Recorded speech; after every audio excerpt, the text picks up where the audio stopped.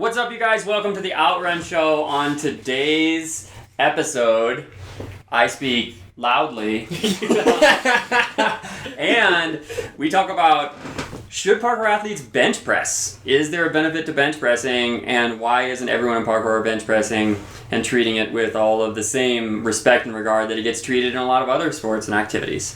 And then our main topic today is how to tell someone that they are not doing parkour, and in relationship to that, what isn't parkour that often gets called parkour, and how do we sort of explain what it is that we don't do? Sometimes we have those sort of cringe moments where someone's like, hey, that's parkour, and you're like, not quite. But all that and more on today's Outrun Show.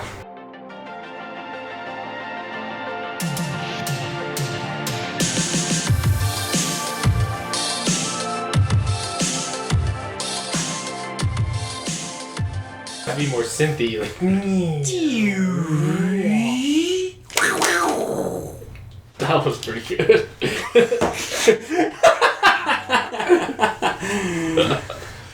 All right, that's the value of an 80s CNC. The sensei? I like it. Yeah, like that. Like sensei? Is that what you're trying to say? No, like the CNC. Like, it's a little circular thing where you point at the animal and you pull the string and then it goes.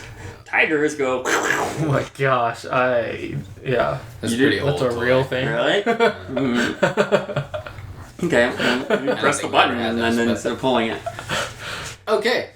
So let's start out with our opening topic, which was bench press, and should parkour athletes be doing that? Should they be bench pressing? And if they are doing it, are they doing it too much? Is there such a thing as too much bench?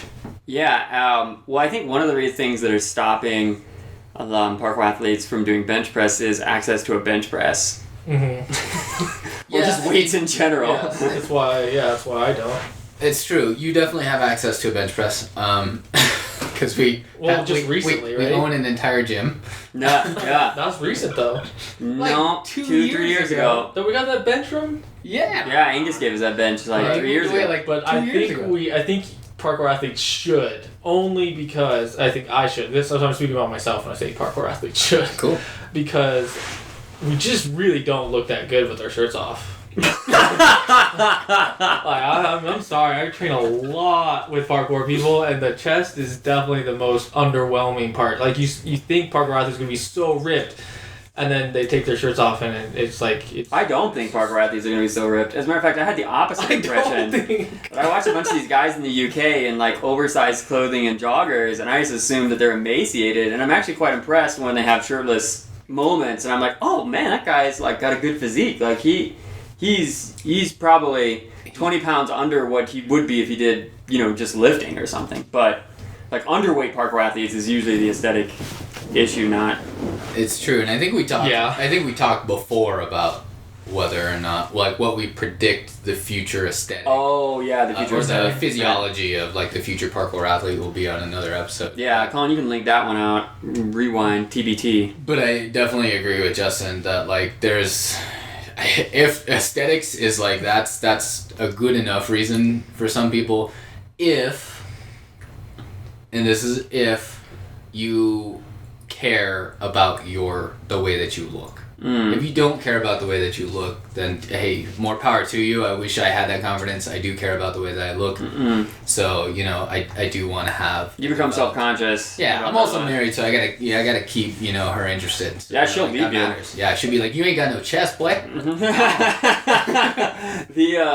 A lot of the aesthetic, though, that comes from what you're talking about is actually an underdeveloped back, because I think there are studies out there on like the aesthetics, and actually the back, both in males and females, statistically is considered one of the shoulders and the back are one of the few parts of the physique that just everyone loves. Everyone loves a good V-shaped back. It doesn't matter who you are. Apparently, it's just a great thing. To parkour athletes, they tend to have really good lats. Yeah. Because we do so much pulling work, right, and climbing work that they tend to have really good lats. The shoulder stuff comes more from the pressing, and that's the upside down, and that's the bench press that we're talking about right now in this moment.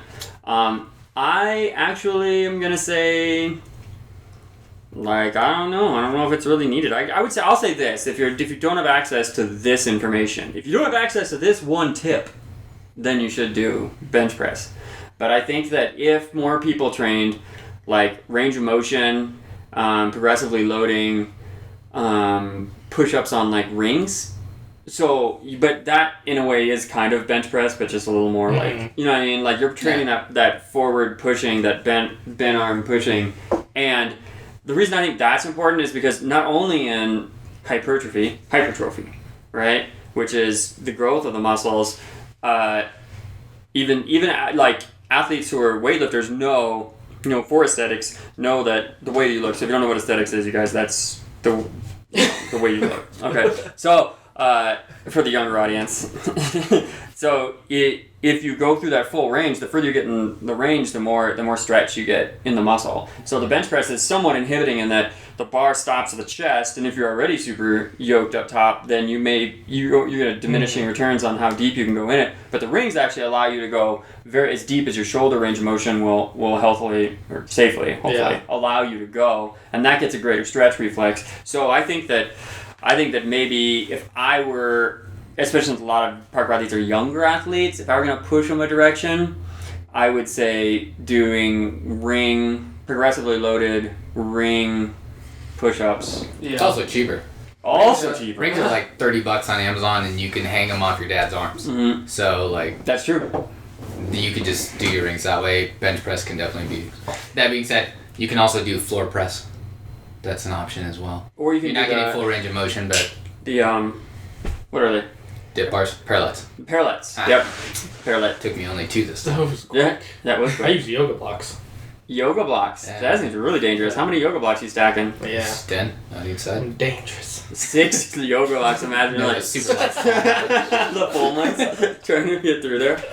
That's intense. So you're saying yes if they don't have access, but a better alternative would be like essentially a ring press. Like a horizontal ring press. Yeah, I just think the ring push-ups. I actually just gonna install some in my house because the ones outside are good, but sometimes the temperature, even I'm too lazy to go out and deal with them in the winter or whatnot. Dude, that's why I instituted freaking taxes at your house. Every time you enter and exit the door, you have to pay your taxes. Right, but sometimes also those taxes though. Huh? I don't. So the other problem with it is like that the straps for that one, I like them because they have the carabiner on them, and it makes it real easy to pull them on, pull them off, and adjust. But they're not very long, so I can't actually get them into the push-up position. It's all hanging. But I recently splurged on this ridiculous product that essentially just has, like, you can hook the pull-up on anything, and then you just adjust the strap. It's got a retractable cable on it. And so you can just be like, pull-up height, push-up height, and if you want to take it off, you can take it off. And that, because sometimes if I'm trying to, like, I don't want to look really, like, industrial in my house, like I've got a bunch of, like, meat hooks hanging around or something like that. So that's why I got that, because I can take them off real easy. All right.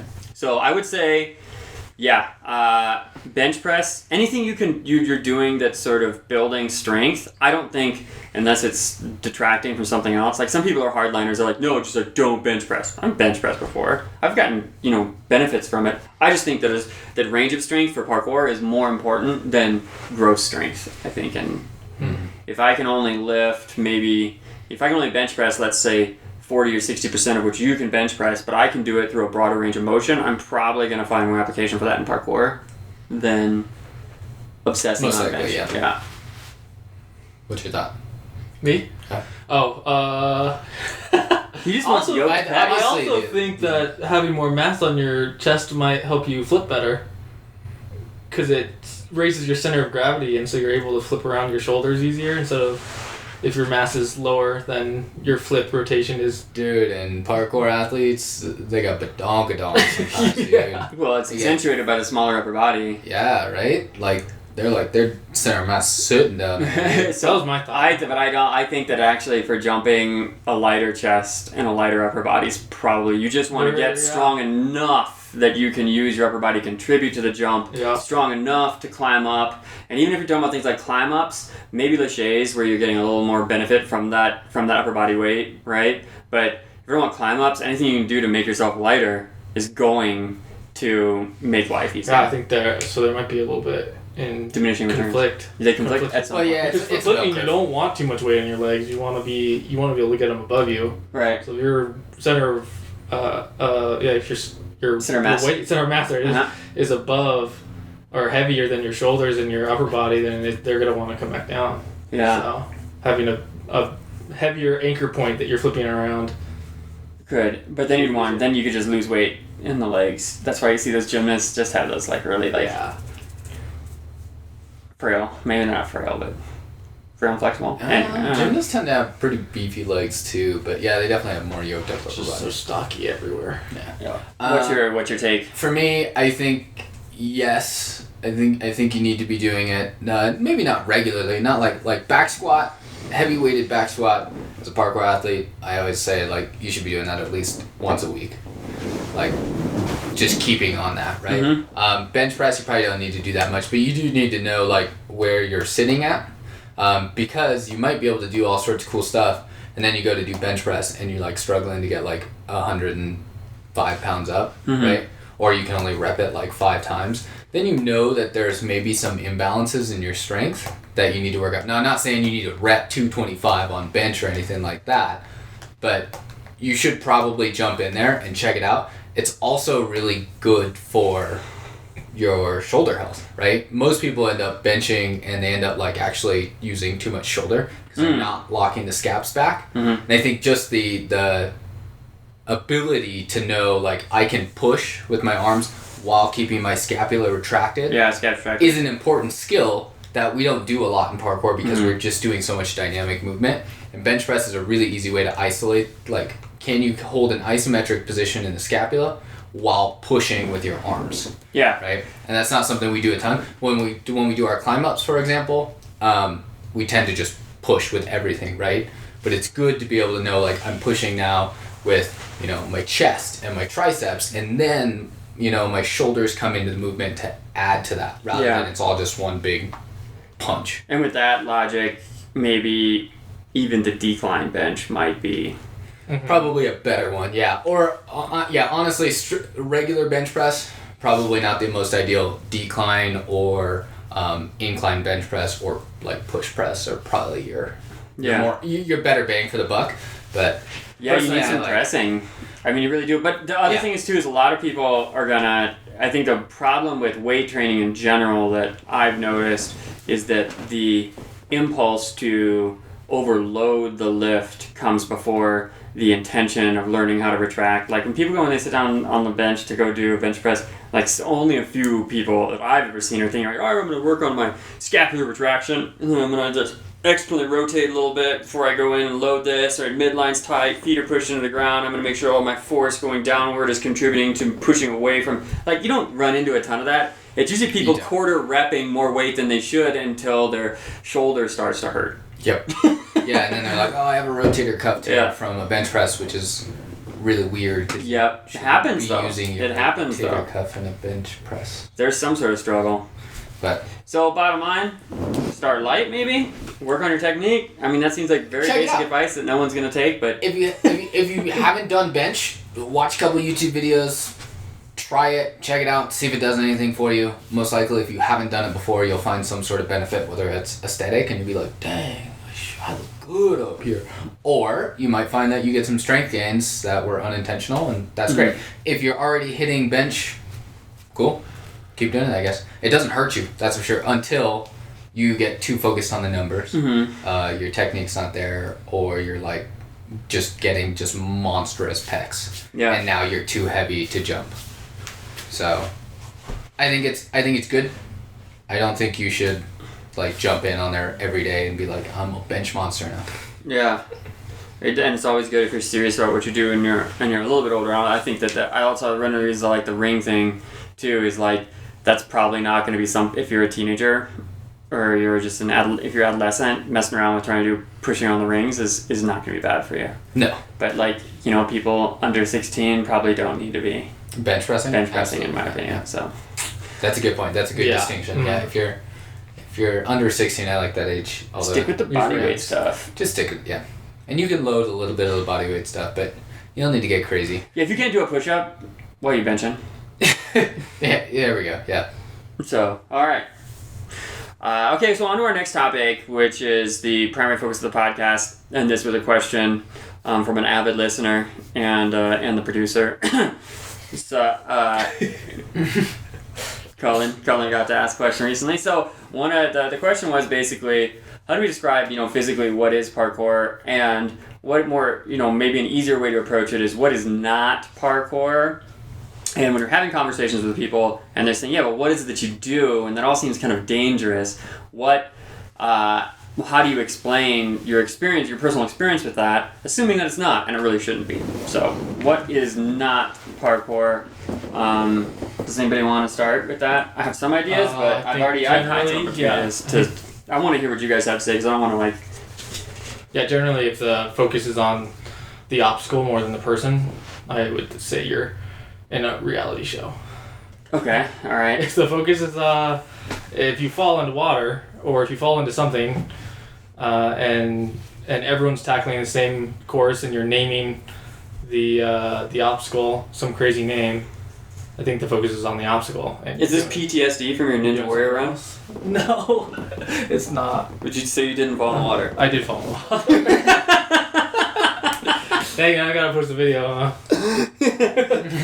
I think I have it actually somewhere. So. Do you? Okay. I don't think I witnessed it at 2 a.m. Oh gosh, yeah. In Denver, but I didn't actually. Yeah, we can show it. But yeah, I think if you're doing something and it's the focus is on the box or the thing or the trampoline, then you're doing a different sport. So I think that's I thought about that recently, and I feel like it's a bit of a double-edged sword with parkour, because really we want to say that the focus is on the individual, right? That there's an internal focus, and that's why parkour better aligns with like the movement arts, like martial arts, dance, b-boys, stuff like that. Typically we align ourselves with that instead of like a team sport, because the focus is on the individual. But you can't say that there is no focus on an apparatus, because a lot of what makes parkour special, really what makes parkour special, is the environment.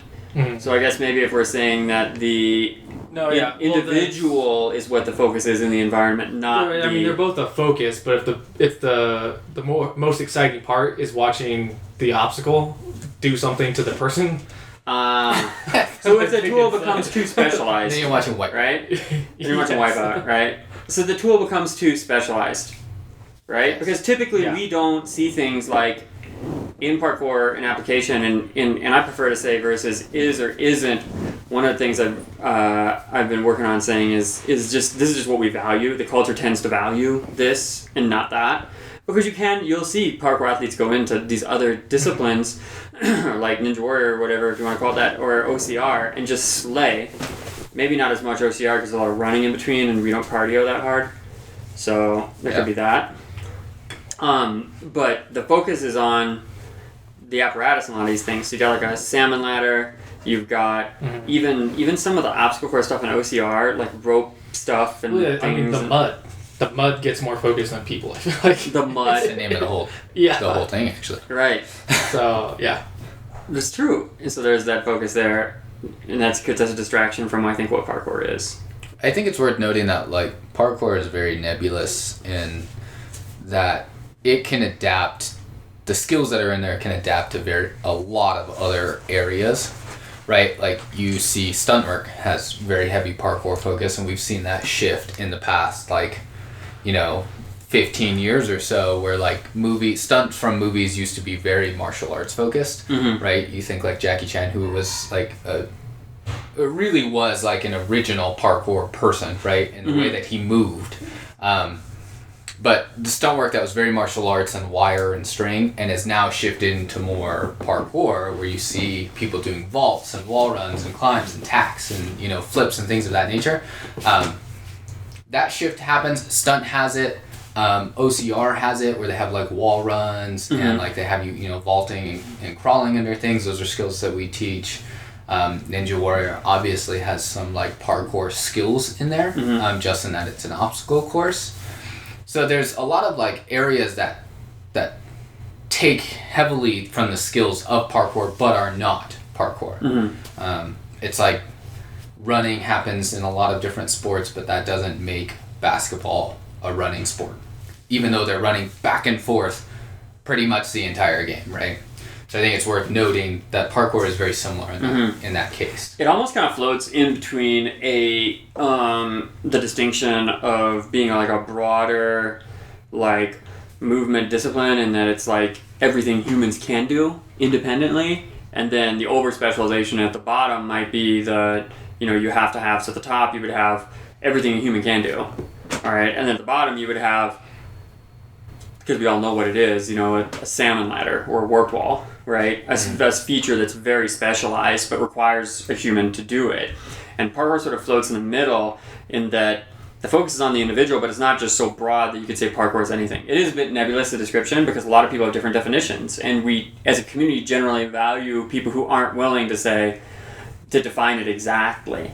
But there are certain things on the spectrum that we get closer to that we value. And at the core of that is not these specific techniques on specific apparatus. You might be able to say the lache is something that is parkour. We've talked about this in the past, and that the lache is maybe one of the most parkour things, right? Mm-hmm. But a lache is a swing and a release from a bar, but technically anything you can get your hands on and swing and release from. That could be from a branch. That could be from part of a building. That could be from a little like nubby edge of something if you had strong enough hands and maybe some really good grip strength, right? So there's that. So interestingly enough, do you guys know when we're talking about what it's not and why you might be drawn to say it is other things? It's pretty easy to get to why it's not some of the TV show stuff, right? Yeah. But why isn't it some other things? And do you guys know where does parkour come from? Like, what's the discipline that comes before parkour on the evolution of parkour and the lineage of parkour? Yeah, I mean, if you're talking like the philosophical upbringings of...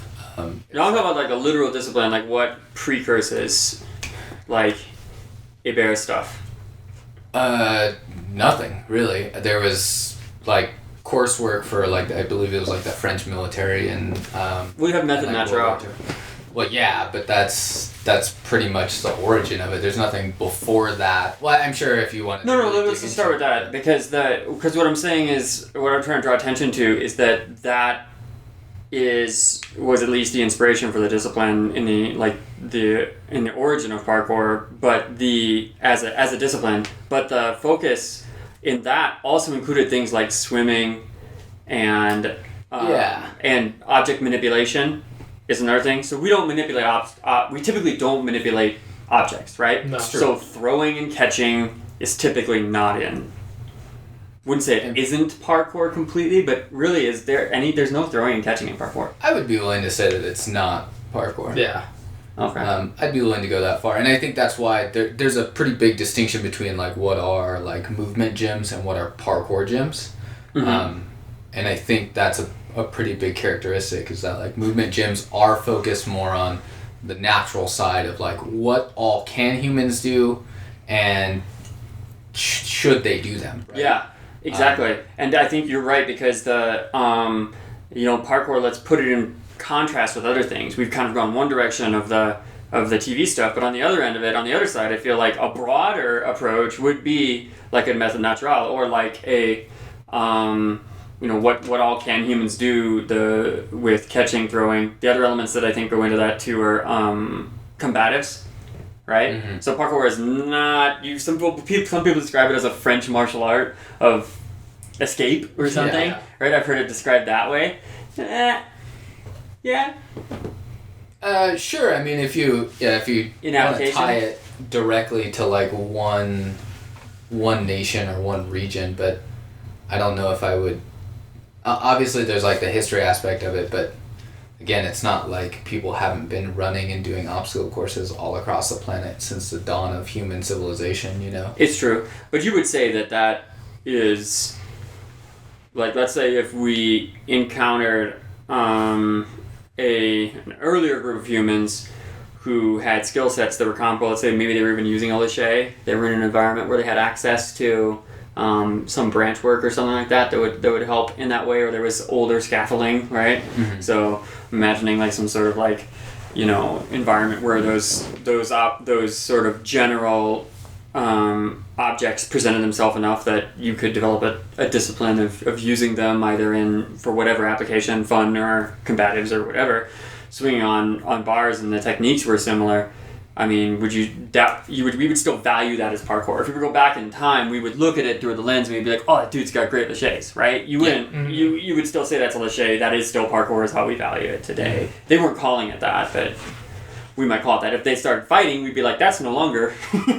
Yeah, it's true. That's no longer parkour. Swimming was the other one we were talking about. We don't No. Swimming is not parkour. Swimming is typically not parkour. What else is there? So we've got combatives. I think object manipulation, as we would generally describe it, is not. That's lifting, throwing, catching, striking people with stuff. And striking people says we're not combatives, right? That's not getting hit by objects. Getting hit by objects, we try to avoid it, although it makes it all over the internet. So that's not parkour. I think climbing's the toughest one. Bouldering in particular, I think. That's pretty new, actually. I mean, descents and buildering routes. So what's buildering? Explain that so people have some sort of an idea of that. It would be like bouldering on buildings. So you're climbing you're not going very high, I would imagine, but it's using urban structures for your climbing routes instead of natural formations. And generally, you're not using a harness. No. Yeah. Right. No harness. Not like chalk bag or climbing shoes or anything like that. You're just like, you're going out in athletic clothes and climbing a building. Mm-hmm. Which I think, a couple of years ago I wouldn't have said bouldering is parkour. But I think that would be quite the controversial thing to say. Yeah. Right now.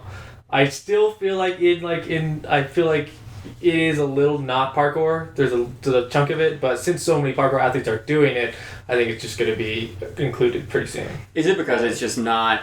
I think parkour may be growing out of stuff that's super broad and sort of having some niche skills. Is it because that's a narrow focus of the skill set? Because we would, if it was light buildering, several years ago, and somebody was like, well, I'm going to builder here, and then at the top, I'm going to hit a few jumps, and then I'm going to do this descent, you would have said that's parkour. You wouldn't have disagreed with that. But only doing that part of it somehow makes it feel less... I would say it's not. I would say it's not in the same way that, like, just because some OCR people are, vaulting over logs and the Tough Mudder means they're not doing parkour. It just means that, like, just because we're climbing on the side of a building to get to the top doesn't mean that we're doing parkour. It's not a complete picture. We're stealing, as we do, being a very adaptive sport, we're stealing from another sport, something that we respect and really value, and we're pulling into ours. I think it's a bit of a trend in parkour right now to post clips of just like doing difficult climbing challenges. I don't want to take away from anybody that's like doing that because they're fun and I enjoy them and that's cool, but it's not parkour. You're just climbing. You're doing climbing and that's cool. It's a skill that definitely translates pretty heavily, back to parkour and will benefit your practice, but I don't think it's parkour. Yeah, it feels like you kind of need some form of jumping in there or launching for it to really feel like parkour. And if you're always in contact with the obstacle and you never really leave it, that's what I feel like it's hard for it to be labeled parkour. If you're always touching it, yeah, it's kind of tough. But I don't want to say it because I feel like there are some. It's a big line. It's a gray area for buildering. So I say if you're never jumping or leaving the surface, launching in some way, transitioning fast, I would say you're climbing. Yeah, we're looking for the independent incorporation of some sort of running, typically. Maybe there is a jump or a climb, and it's that broader incorporation of multiple movement disciplines right there, right? If you just do if you just vault over stuff too, that someone might also just be like, that's just really boring parkour, right? It's not... Basic parkour, yeah. It's very basic, yeah. But the building stuff is really hard, but also very specialized. Yeah. It's true. So, and also you don't have to be on buildings to be doing parkour. Yeah. Back to what it's not. Like, if you don't builder, you can still be doing parkour. Yes. Right? Yeah. That's a pretty good way to look at it, too, is like, can this be done elsewhere, or can I do parkour and not be doing this as an element of it? Yeah. I think Justin's point of like it has to have some sort of element of power to be considered parkour. I think that's some might disagree with me. Mm-hmm. Well, I was gonna say something, but I think it might upset some people, so I wasn't gonna say it. I'll just keep it to myself. Yeah. But I think it needs to have some sort of element of power, whether that's a jump, a run. I think to a degree, a bit of like speed climbing can be parkour if it's related to like a building or an urban environment, right? Like, so a wall run where you catch something and then you dyno to the top, right? So like a dyno, for those of you that don't know, is like like where you're hanging on something and you use like an explosive pull down with both arms or one arm to like jump, essentially an arm version of jumping up to something, and you grab another ledge. It's a pretty awesome like climbing move, so you can check it out. It's spelled DYNO. But anyways, so like if you do like a wall run, you catch a ledge, you dyno to the next one, you climb up and you keep moving. I would say that section, even though the dyno is a climbing skill, I would say that is parkour. Now if you wall run to something, you catch it, and then you like wedge your toe in there, you do like, you know, you shove your hand in like a crack of a wall and you stem up there for a little bit. I don't know if I would quite call that parkour, depending on the complexity of it, right? Like climbing has much more complexity on the routes than parkour does when it climbs. Parkour tends to be about like speed. Can you get to the top of there? Can you get there quickly? Can you do it powerfully? And climbing is just, can you get up there on this tiny little nub? And something that I think will be difficult to define, and one of the tougher conversations that we're having here should help people with, they're out and someone's saying, oh, that guy's doing parkour on that, and or oh, that kid's doing parkour on that, and then you get this feeling like, that doesn't seem like, what about it doesn't feel like that is, and how do I describe that difference to someone by just saying like, oh, all of like climbing isn't parkour, and all of ninja isn't parkour, and all of OCR isn't parkour, right? Without sounding one, like, because you're going to deter people from your discipline or your sport if you act that way. If you're elitist. Yeah, yes. If you're dismissive, right? So someone is just trying to make a connection with you, and they're like, oh, look at that kid over there, he's killing this parkour, it's great. Like, nah, he's on a playground, so it's not real. Like that kind of thing, then you're gonna run into trouble with that. But so my feeling is that you can explain this I think is one of the easiest things is people who are doing parkour, what we tend to value, and the spectrum of how parkour something is tends to increase when if you can pick that person up and then throw them in any real environment, and they're able to reapply that competence and those skills, right?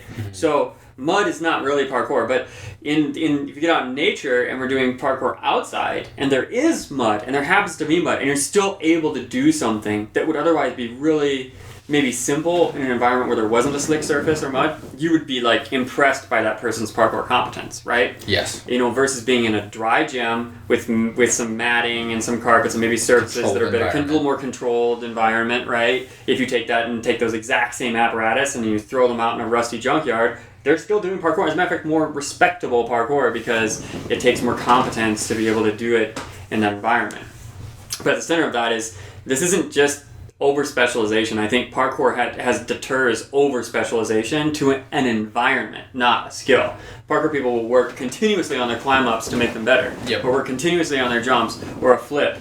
But they actually value the general application of that. Meaning if I take my flip and I can do it in a gym, you know, at rocks, maybe even into water, we're going to value that, right? Yeah. So, yeah, that's a good point. We do value that you can do your skill in multiple locations and not just one. And we actually, look down on only being able to do a flip inside the gym on the spring floor or the air trick. So, and we also don't like the courses that people build with so much control. Right, so one of the reasons that people don't like some of the more modern parkour courses for competitions is that they just seem too tailored. Yeah. Right. It's like we decided to move it exactly here because that's what's going to make the move more exciting, and you start manipulating the environment for the sake of the movement, not for the sake of seeing how the person adapts to the environment or applies their skill or their competence that shows through that.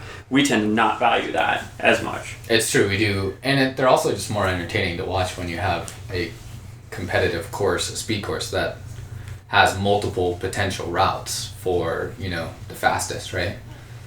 As opposed to like everybody runs the exact same line because they know it's a Mario Kart course and there's a shortcut here and the shortcut is just the way to win this course, right? Right. But if somebody is like, no, my fastest route is different than his fastest route, that's cool, and we do value that individuality and the ability on an obstacle to inject yourself into it. I just think those margins are going to narrow, right? If we just go on very simple obstacles like you'd see on a TV show or you'd see on a course that was picked up and just can travel places, is that the margins of difficulty narrow and you don't see, it's not as obvious and clear to people where the real skill is showing through because you're dealing with like fractions of a second. I mean, we take pretty complicated course environments indoors and outdoors that the athletes have never seen before. And at the higher levels, they still manage to bring those times down to 1/10 of a second in difference in what they do. And if you just make that all the same track, it's just really boring. It's really boring. It really is. Now, there is an element of that in practice, I think, has value. So, like, it's just like in martial arts, you drill the same technique again and again and again, and then when you go into a competition scenario and a combative scenario, you're relying on your fundamentals to help you with all the potential variables. That's the same in parkour, right? So you go and you're going to drill vaults at a certain height until you get competent in that, and then you're going to increase the difficulty, and you're going to drill and drill and drill it, all with the intention of then applying that in a less controlled environment, right? So it's the intention is to take it to less control. I think we value that more too. I'd agree. So we had some trouble with this because so I'm on the competition committee for USPK, which is the U.S. Governing body for parkour, and we were trying to create some sort of guidelines or some sort of help with gyms and events that were going to run parkour competitions, and we were trying to be able to document and say, this is what we will endorse or not endorse. It wasn't even allow or not allow, but it's like in order to qualify as a USPK sanctioned event, we're going to ask that you have meet this criteria, right? Mm-hmm. And so we had this really tough conversation with a good number of people who were ex-athletes who'd helped run events before, who'd done all sort of things, and we were trying to come up with some guidelines for that, and that's really where we came into having a dialogue about if the course is dependent on like an apparatus, meaning like a pool or something like that we wanted to be free of that for the most part. Also bringing outside objects in to manipulate, right? So we talked in the past, and it was a fun showing of skill, but there was one of the gyms had a comp on the West Coast and had an athlete, and we don't know the context of the competition, but we have to imagine that this was in a competition that was a parkour competition because the gym had like a katana. So they did their free running line, right? So they did their style line of parkour on these boxes, and at the end they retrieved a katana and then threw a cork, right? I think that was a loose scenario. And we all sort of had this like, in any other context, you would have been like, wow, the guy just did a cork with a katana, and you would have been impressed by it. But we sort of had this sort of visceral response. It's like, wait, why is there a katana in the course? and so I brought that up in that conversation. Everyone's like, oh yeah, that's not parkour. But we were like, why is that not parkour? Why can you? Yeah. And what we said it was the word I used was not crafts. What is the props? Props. Yeah. Props.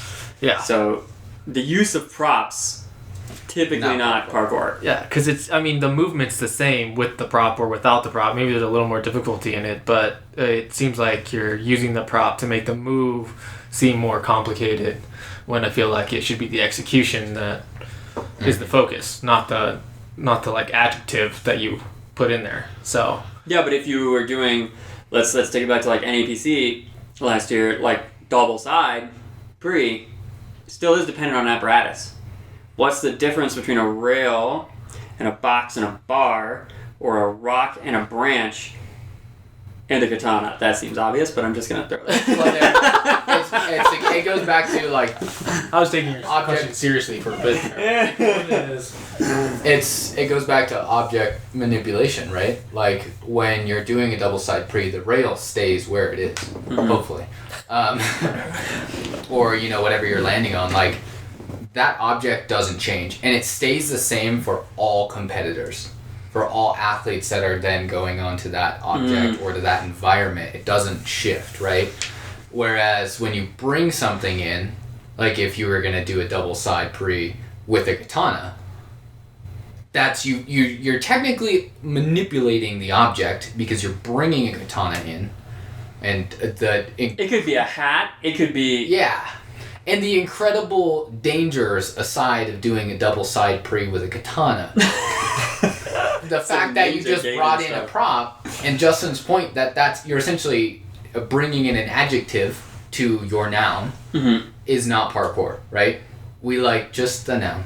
Yeah. And what we like about the noun is how you use it and what verb goes next to the noun. So this has to do with authenticity too, and I want to make this quick point in that there was a caveat in some of the guidelines that we wrote, or at least in the notes section. I don't know if we published it or not, but the observation I had made was the apparatus present, right, needs to be true to or of the nature of the environment. So if you have a parkour competition in Japan and it's in a feudal war museum, right, and you're tearing through the museum, and at the end you're going to throw a cork, and you grab the katana off of the samurai as part of the museum and do the cork, maybe you wouldn't get extra points for it, but I would say that's okay. I mean, I'm not saying it's not okay. Well, I'm saying it's not okay to bring a katana into our gym and huck it and huck your cork with that's it. definitely That's not okay. To the gym. But I mean, like in the realm of us specifically, that would not pass. That would not fly. There are like children around, and I don't want you throwing swords around. Right. But in the realm of parkour, I wouldn't say that it's like not okay. Like if that's something you're proud of, post it, enjoy it. Oh yeah, for Insta clips or something. Yeah. But I still would say, even if you're like in a Japanese like feudal museum and you're doing a competition there, that little move still isn't parkour. It might not. It's not. It's just a fun. It's parkour. Yeah. Where you tipped your hat to something else. To right. historic. It's a nod. It's but style I wouldn't points. say that it's still not. Sometimes people say, "Oh, that's style points," but if you're in a style comp, then aren't they all style points? But if you took it out, if you were like, and then you posted it somewhere else, somebody would look at that, and they probably would look at that and they would be like, "Oh, that was a cool flip with the sword." They wouldn't say, "Oh, look at this parkour guy." Yeah. Right? And that's a big distinction too. Is like if you take that clip or that isolated movement or instance and say you post it somewhere else, and a third party of people who know what parkour is generally and they have a decent idea of other sports look at it and they're not like, "That's parkour," then it's probably not parkour. So people have a tough time defining these two where it's improv, because we have like isolation, then you have integration, then you have improv. People have trouble with improv, and they have trouble with authenticity. And these are things that I think we actually see popping up here. Because in one context, the context of timing and the nature of the environment, I think is really where you get true improv. If you're able to, if you're able to do something, because it's like a joke, right? Like if I tell a joke right now, and it's funny, if I try to tell that joke again 5 minutes from now, it's not going to be funny. No. I mean, it may, if my timing is really good, it could be. And that's where I think some of this can sneak in, because you would probably get some style points, and it could influence the judges if you did something like that in a style comp too. And obviously, I'm talking through the lens of competition too, not just whether someone has the right to call that parkour or not. Yeah. Because they do. I mean, I'm not trying to say that, but I'm just saying, like in the museum, you would be like in the museum scenario. In our museum scenario, they would probably, it's similar to b-boy, right? So if you can imagine in breakdance battles, like some of the nature of the setting is sort of like the battling of style. And if I do a move and then I take my shoe off and knock your hat off and then do a flip and land with the hat on and the shoe back on or some ridiculous stuff like that. Yeah. You know I'm gonna, like, that's gonna matter. Yeah. Yes. But I think that matters because it shows that you had such a mastery of that technique that you were able to do it while external factors were happening as well. Whereas if you were doing your line or your set and you ran back and your friend handed you a shoe And a hat. you went in there, you did a backflip, threw it up, and then caught it, the judges would be like, Cute. Not gonna win you points. okay, cool, That's I guess, right? Mm-hmm. Where it comes in is that you've entered with that and you did your entire set with it and you did your move, it came back onto you and you finished your set, right? I think there's a subtle difference there that it's like, maybe if you had run your entire style line with a katana. No, it's so what if you're doing flips with weapons, it's martial arts. It is exhibition martial arts. Yeah, you cannot steal weapons and do parkour. But they don't do it on obstacles, right? Exhibition martial arts is always on a flat plane. But I would agree with you. You can't do the katana, you can't do the cork on flat. It's extra And if any of these like martial arts forms, these sports where they do forms with weapons, looked at us, they'd be like, "Oh my god, they just stole that from us." And we can't do that when we're getting mad at gymnastics trying to do the same thing to us. We can't go over and do flips with weapons. That's a good point. Can't do it. Yeah. Hard stop. A hard stop right there. Will you take it in style? No, I wouldn't take it anywhere. I mean, this is tough because he's our style guy.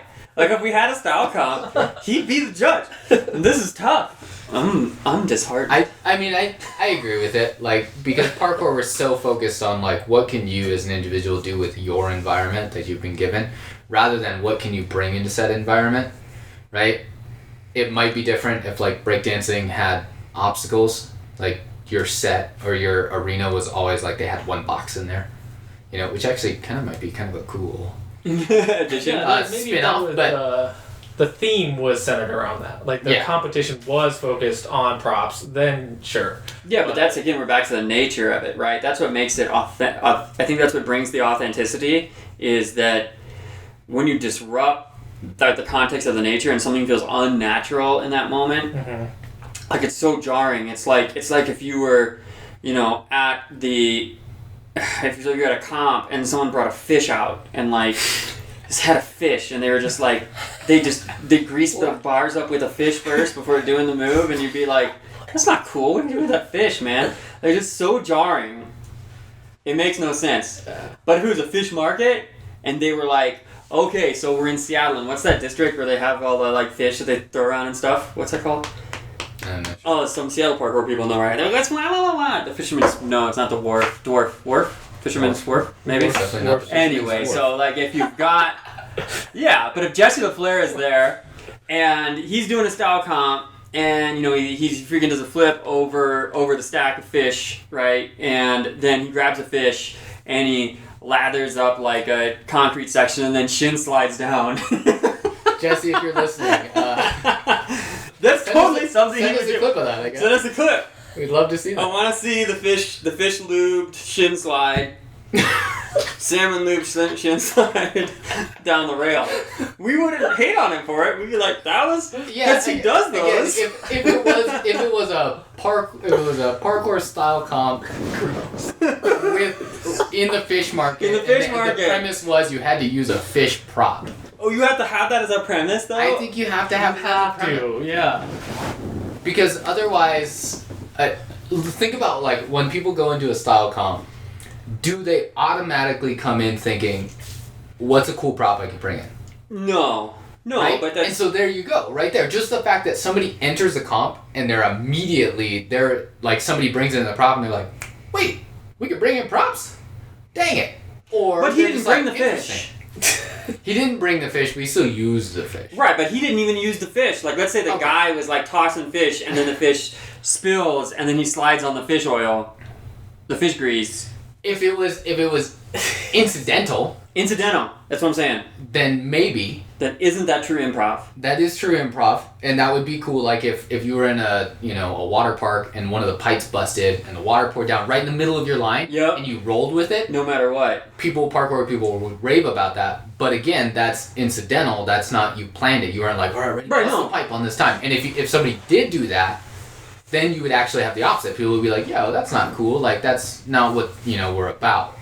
So I think it has to be that, like, because otherwise, let's say I go into a style comp and there are some, like, movable bars, right? And I go into my style comp, I got a wrench in my back pocket. I run in, I'm doing my flips, and I'm like, oh yeah. and then I do my line. People would be like, what? But that's very forced, right? Okay, like, that's what we're talking snap about. the bar off, and then I use it in my trick, right? People would still be like, what? Even though it was a part of the course already, yeah, and I repurposed it for my thing, I still think that prop is, if I jumped on it, it broke, and then I was like, oh, shoot, and then I did something cool with it, because I was just rolling with it, I would get style points for that. Because I didn't choose that to happen to me. Okay, this is a very potentially real scenario I'm going to give you. You tell me whether you'd score points for it or not. As the fish one? What? As an official. As real as the fish one? Oh, this is more real. Yeah. Oh, okay. The fish one was freaking great, though. I'm waiting for that video. So, okay, we're back in the only time when I thought this is maybe going a little too far. What were we talking? Apex International was a 2016 or 2015, and Amos has the little kiddie pond, where filled with water. Okay, now that was there as part of the speed course, as to create sort of like, it wasn't intended to be a used obstacle of water. It wasn't going to be funny that you're like, maybe it was kind of tongue-in-cheek in like a Ninja Warrior sense, and that the kiddie pool is only like a foot deep, right? So if you fell from the bar into it, it would not help you in any way. It's not a safety element or anything like that. It was just one of those like goofy things that got thrown in there as an idea or whatnot. Yeah, it was trying to redirect someone away from a route. Yeah, right. The easier. And we just and you didn't have a box to put there, so you're just like, well, I don't want to touch this at all, so we'll put a little kiddie pool here. So, let's say, here's a hypothetical that could have happened. You've got someone doing, that is left there from the speed side. Style side kicks in, okay? Someone is doing a line for the style side. They hop in the kiddie pool real quick to get their feet wet, and then they use that wet water to slide down a rail into a flip. Do you score it? Do you score it higher because... Yeah, I mean, I think if this competition was like near a fountain, like we're talking like a cat fountain or something like that, then I think, because you chose a location with the water, then... Yeah. And you're also using your environment to benefit your style. I think that is applicable, yes. But that's also not a prop, necessarily. The pool was a prop.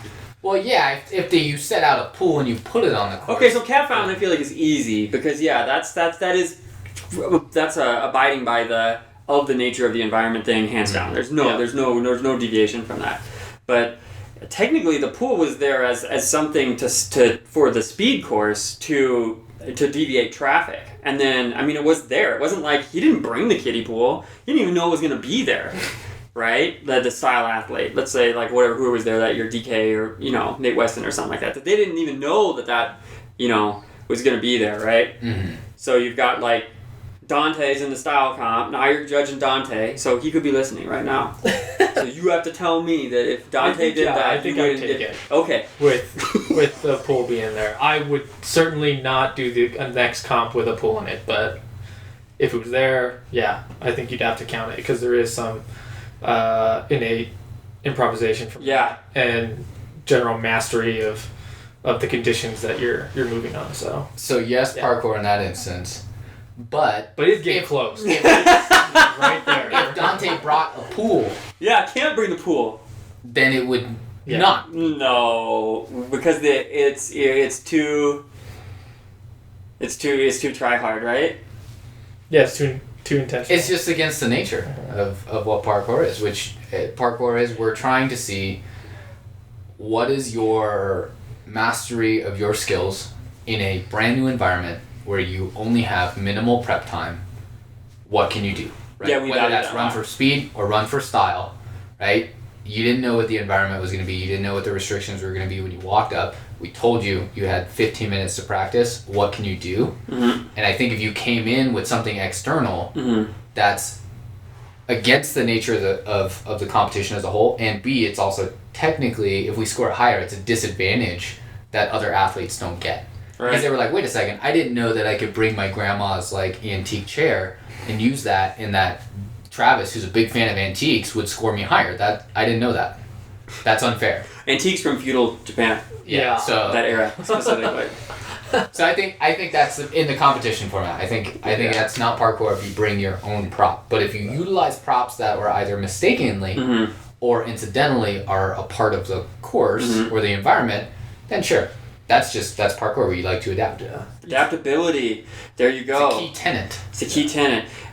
So, to answer that question about what it isn't, and it's really not an easy answer. I think anybody who wants to just sit down and tell somebody what parkour is gonna, it's just in one sentence and one interaction, is gonna struggle. Yeah. So it's easier to say, here's what we value. Oh, we value being picked up and put in any environment and still be able to use our skills. Yeah. Right? And we value not concentrating too much on one technique like bouldering. We like a broader sense of what we do. We aren't trying to fight people or throw things or catch things. Nope. Right? We're not even really trying, the traditional parkour answer of A to B is I don't think that is really a thing anymore, except No. in a speed comp, right? Nobody really posts Instagram clips where they're I'm starting here and getting here, unless it's I'm doing these moves there, and It's it's a implied. showcase, right? Yeah. So I don't think really even that element exists in parkour as a whole anymore. It used to be that was the majority of the focus. Now it seems like that's kind of a minority focus, and it's more about personal expression through movement and a demonstration of your mastery in differing environments. That's true. Parkour also values the depth of the experience. Whether it's style or whether it's speed or skill, parkour athletes and people in parkour really values a connection with movement. And that's something I don't hear with team sports. That's true. You as a byproduct, maybe people are a pro athlete, I love to go out and just, the smell of the resin on my baseball just makes me feel good, stuff like that, right? Maybe the glove oil. The glove oil? Yeah. The resin smells what I miss from Little League. That's not, no? We'll have to ask, I guess, our pro baseball friends what the best baseball odor I is. think it's gonna be baseball glove. What's the best parkour odor? No. There is no good There is parkour. not. It's a fresh Oh, breeze to man. blow away the body odor. Wear deodorant. I like, yeah.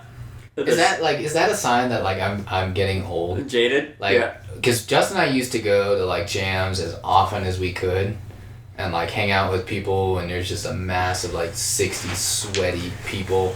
And now I get there and it just upsets me. I'm can we just do small cluster private training where there's 5 of us, we all introduce, maybe sip a breve, hit some Hang lines, out. have great conversation, do a little bit of movement. And Yeah, then so all that's go. just, I think you're right. I think so that's just, I would say maturity just in that, and also post-COVID, no one's meeting at 60 people and not having hand sanitizer everywhere. So, those days may be going just for that reason alone. But, That's true. but that should be another topic down the road. Now that we've answered this question so well, that people should look forward to, which I think we should talk about, is why we all like to train alone. Yeah. That is a good one. Why everyone should train alone, at least some Should of the be time. able to. Yeah. At least It'd be good. should be able to. You should and like should it. like it. Yeah. You should like your Oh, own yeah. training and yourself enough to train alone. That's what we're doing. Closing notes for me though, I think it's worth mentioning always until I hear it die. Hardcore parkour. Stop saying it. I don't want to hear it. Parkour, hardcore parkour. I need to just stop. Parkour? Please. I don't know. God, for 12 years now, I've endured it on nearly so many times that I cannot count it, and I still hear it today. It is not. And So again, it's it's I'll chuckle with you, I'll be nice to you. I don't think anybody's doing it maliciously. You're just trying to connect with me, and I appreciate that. And I'll chuckle and I'll laugh and I'll be yeah, I love that episode, and I love The Office. Stop, please, for the love of God. It's So this It's every this time you parkour meet a public dancer- service announcement for, Yeah, this is for a- Jesse's Oh, parkour triggers. I'm sorry. It was funny the first year, and now it's. I don't really hear it anymore. I mean, every once in a while, but I don't. It's not. It's pretty much gone. Yeah, I mean, it's gonna cut deeper. That's why. The frequency's less, but it's gonna cut deeper. All right. Anything else so it's definitely not that hardcore thing. So, Justin, you got anything else? I mean, there's clothes manipulation too. Pasha's done that, so that conversation can keep going. But yeah, I think if that's true. Right, the hoodie flips. The hoodie flips are pretty cool. Yeah, it is cool, and that's. I wouldn't say it's not parkour, but I'm saying you're getting close. And I'm saying if that's your focus, then it has to be the icing on the cake. Yeah. It can't be the cake. Yep. It's the punctuation, not the sentence. Yep. It's that little the calligraphy, the style. Style. Yeah, it's a good point, actually. Yeah. But that being said, he also does most of those lines with the clothing on him and utilizes it as a part of his line. Yeah. Rather than he's doing his line and then somebody throws him a shirt. And then, I'm sure there's an instance of something like that. But also, I think Pasha would also state that most of what he does is he just likes doing it, right? He's not like going out to do parkour or free running or anything. He's like, I'm just going out to have fun and be me. It's authentic. It's consistent. It's 100%. It's consistently his character. So I think that. Yeah, and there's a medium too, like video competitions. Because someone should point this out to me. The video competitions are a completely different realm, and they're far more innovative and creative. And you'll see more of these manipulation techniques, for object manipulation techniques in videos, and like the Red Bull competitions that we did. So. And that thing, it makes more sense, right? We did a video at a zombie rally. So... Can you explain that? Explain the zombie rally? Because I feel like you just kind of threw that out there and then went on without...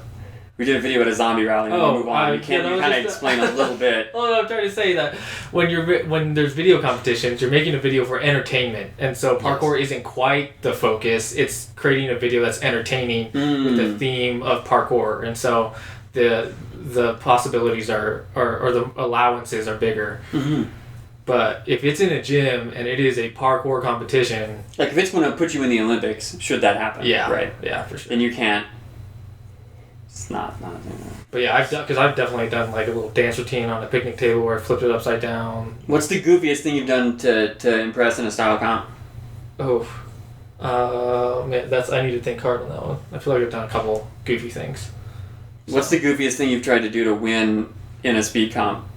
You don't do goofy things on a speed comp. Dude, I see a lot of people doing goofy stuff to win. When they throw their legs in certain places and there's like... Oh, yeah, but they think like that's going to help. You're talking about like doing like 360 in a speed course? Well, yeah, but sometimes people are like, oh, well, I thought I would try the dive roll here even though it's a 6-foot drop, right? I mean, I don't know.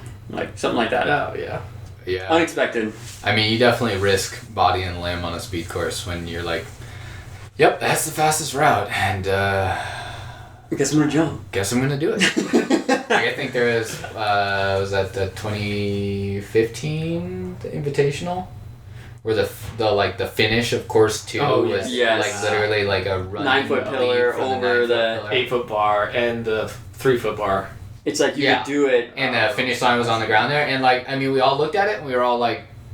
Yep, that's the fastest. Is literally just run across the top of this bar and leap. But that ends up happening a lot of course construction. People are thinking the other side of it. Just to mention this is like from a facilitator point of view.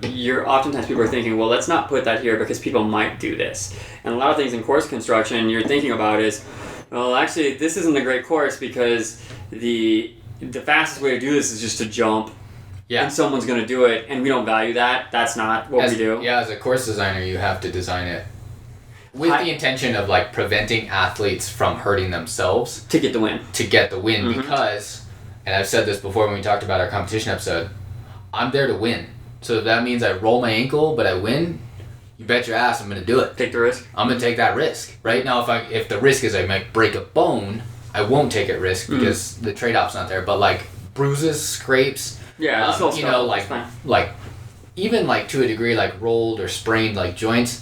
I will take that risk if it means that I'm going to win, if the gain on time is substantial enough. So, yeah, that's a huge thing. And injury, that's not parkour. That's not parkour. We don't value injury. We don't value that. No one's like, man, that was a great fitness. We're not grit fitness. Not grit fitness. Parkour is not about how well can you suffer and keep moving. There are people who would definitely argue with you about that, but I would have to agree. It is less about that, for sure. Yeah, well, find me one of those athletes and then... See if they still operate? And see if they still operate 10 years from now when we're still doing parkour and hopefully they are too, but in more pain. That's a great answer. I love that answer, by the way. All right, Justin, you seem a little concerned that you're going to be put on the spot for judging your style right now. I know someone's going to watch one of my videos and go, Justin, you did this goofy thing here. And I do it a lot, but it's all on video. Alright, do it during a competition. Alright, cool. Well, that's fun. Alright, you guys want to wrap it up there. Check maybe the next episode we might talk about why you should love training alone. All by myself. All I wanna be. Alright. Cool. See you next time, guys. Later.